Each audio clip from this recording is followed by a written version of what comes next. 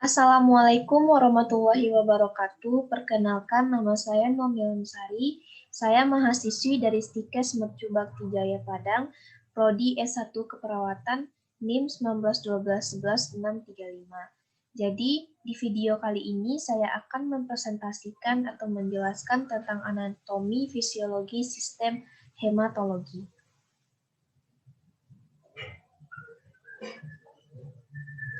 Pendahuluan, darah. Darah adalah cairan di dalam tubuh pembuluh darah yang mempunyai fungsi transportasi oksigen, karbohidrat, dan metabolit, yang mengatur keseimbangan asam dan basa, juga mengatur suhu tubuh dengan cara konduksi atau hantaran, yang membawa panas tubuh dari pusat reproduksi panas, hepar, dan otot untuk didistribusikan ke seluruh tubuh.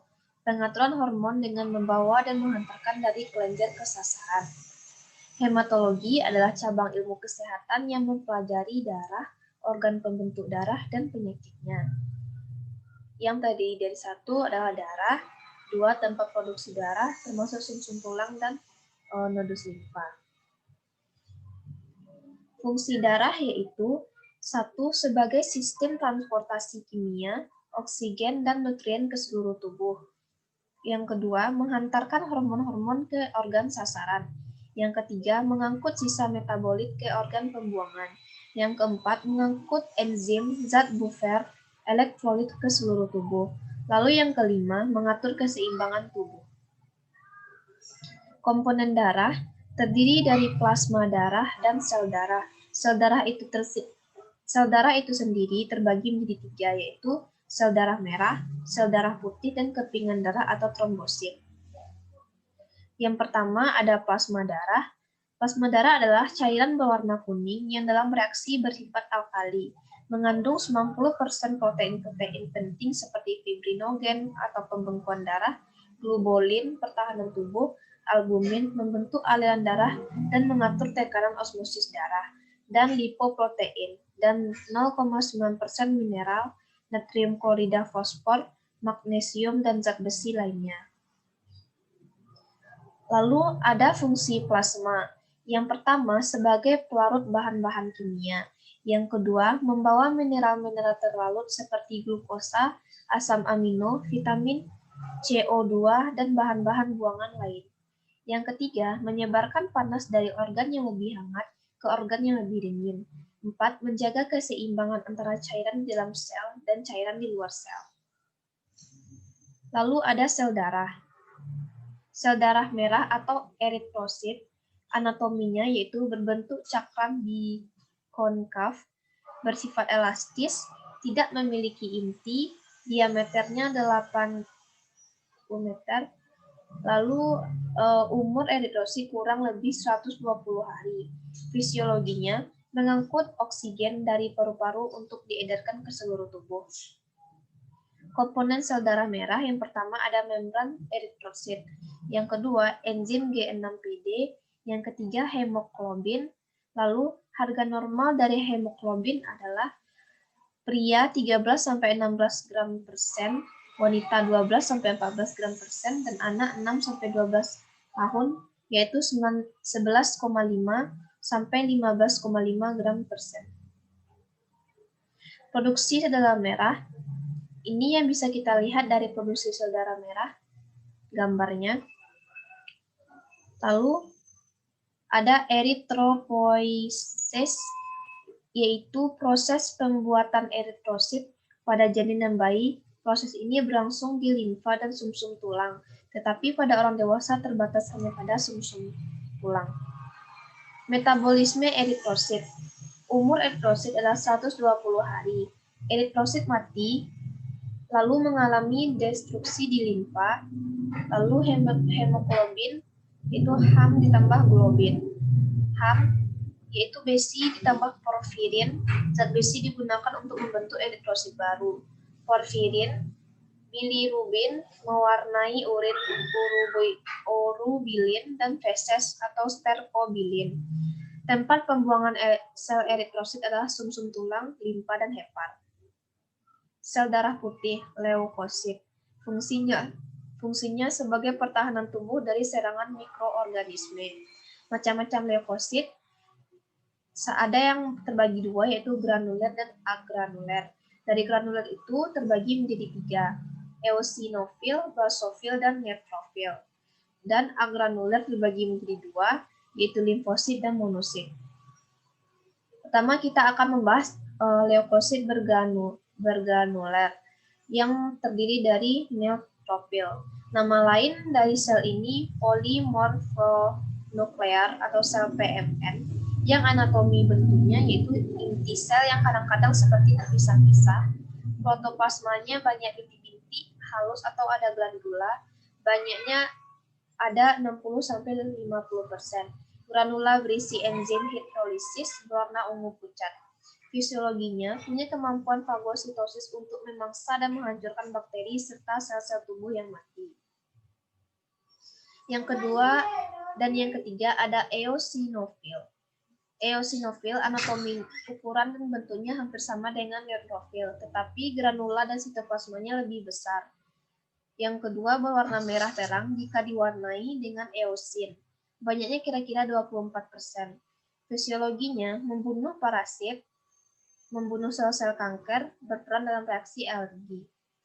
Anatomi dari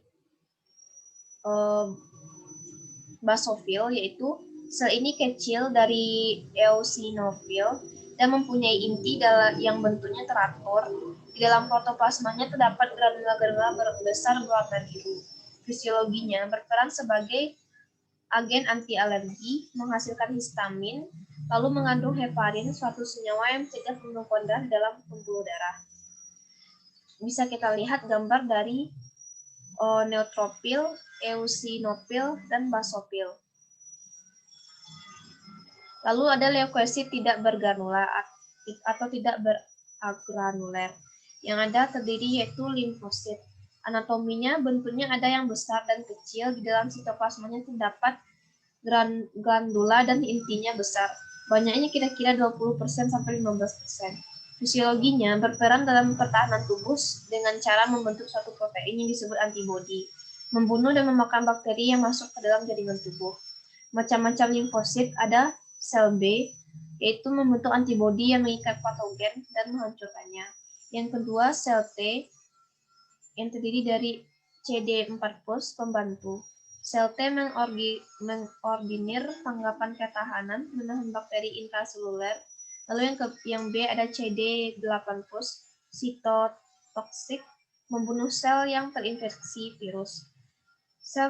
Ada yang ketiga, sel natural killer atau NK cell, adalah sel pembunuh alami, dapat membunuh sel tubuh yang tidak menunjukkan sinyal bahwa dia tidak boleh dibunuh karena telah terinfeksi virus atau telah menjadi sel kanker. Lalu selanjutnya ada monosit. Dikenal sebagai makrofag setelah dia meninggalkan aliran darah serta masuk ke dalam jaringan. Anatomi berukuran paling besar di antara sel darah putih lainnya. Protoplasmanya lebar, warna biru abu-abu, mempunyai bintik-bintik sedikit. Kemerahan, inti selnya bulat dan panjang, warnanya lembayung muda. Fisiologinya sebagai fagosit. Bisa kita lihat gambarnya dari limfosit. Lalu ada monofit. Harga normal hitung jenis leukosit, yaitu basofil 0-1%, eosinofil 2-4%, batang ada 1-5%, segmen 51-67%, limfosit 20-30%, monosit 2-6%, harga normal leukosit 5.000 sampai 10.000 per meter mili kubik.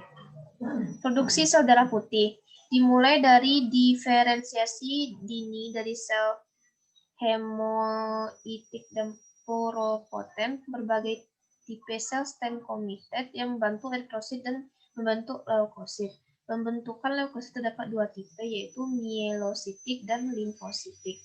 Pembentukan leukosit tipe mielositik dimulai dengan sel muda yang berupa myeloblas menjadi progranulosit, granulosit, dan dari granulosit terdiri dari 3 menjadi eosinofil, basofil, dan neutrofil. Lalu pembentukan leukosit tipe limfositik dimulai dengan sel muda yang berupa limfoblas, agranulosit, dan limfosit.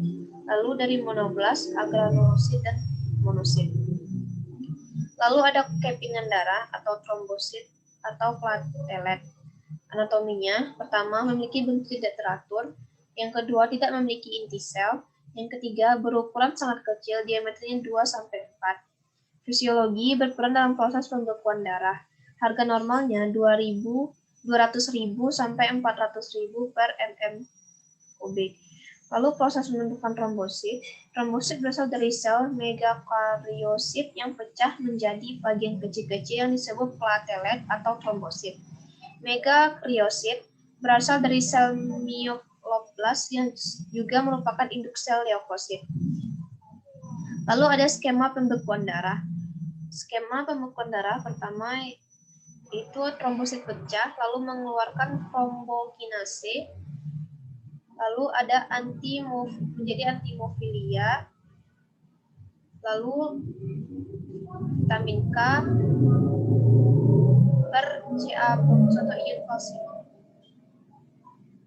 Lalu ada golongan darah. Sebelum lahir, molekul protein yang ditentukan secara genetik disebut antigen, muncul di permukaan membran sel darah merah. Antigen terdiri menjadi dua, yaitu tipe A dan tipe B. Karena reaksi antibodi menyebabkan aglutinasi atau pengumpulan sel darah merah, maka antigen disebut aglutinogen dan antibodi pasangannya disebut aglutinin. Klasifikasi golongan darah ABO ditentukan ada tidaknya aglutinogen, yaitu antigen tipe A dan tipe B. Yang pertama ada darah golongan A, mengandung aglutinogen tipe A dan aglutinin anti B. Darah golongan B mengandung aglutinogen tipe B dan aglutinin anti A. Darah golongan AB mengandung aglutinogen tipe A dan tipe B dan tidak mengandung aglutinin anti A dan anti B. Lalu yang keempat, darah golongan O tidak mengandung aglutinogen tetapi mengandung aglutinin anti A dan anti B. Lalu ada sistem RH, yaitu kelompok antigen lain yang diwariskan dalam tubuh manusia. Sistem ini diberi nama berdasarkan rhesus monyet. Antigen RhD adalah antigen terpenting dalam reaksi imunitas tubuh. Jika faktor RhD ditemukan, individu yang memilikinya disebut Rh positif. Jika tidak ditemukan, disebut Rh negatif. Terima kasih. Sekian presentasi dari saya. Mohon maaf jika ada kekurangan. Dan jika ada pertanyaan, silakan bertanya. Sekian, terima kasih. Assalamualaikum warahmatullahi wabarakatuh.